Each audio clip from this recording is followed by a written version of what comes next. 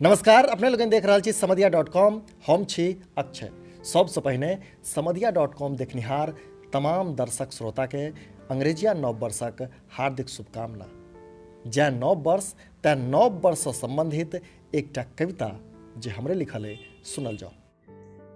फेर घुर एतैक वह 12 मास जाहि में लिखल रहतैक गिरहत बोनिहारक अभग दशा।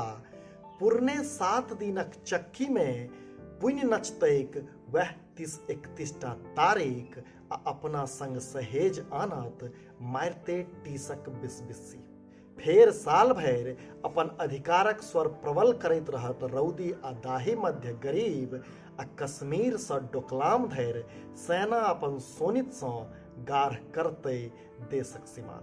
पुण्य घुर अयतैक वह भयान समय जतऽ पापक समर्थन में फूकल जतैक फेर कतेको शहर, मुदा आत्माक शांति लेल जरि सकत बस एकाधटा मोमबत्ती।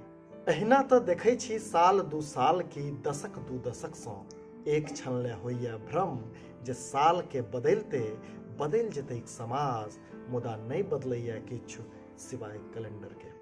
तो अपने लोगन सुनलो नया साल शीर्षकक ई कविता केहन लागल से नीचा कमेंट बॉक्स में जरूर बताबी। एखन कैमरा पर्सन शिखा के संग हम अक्षय ले विदा। देखैत रहू समधिया.com।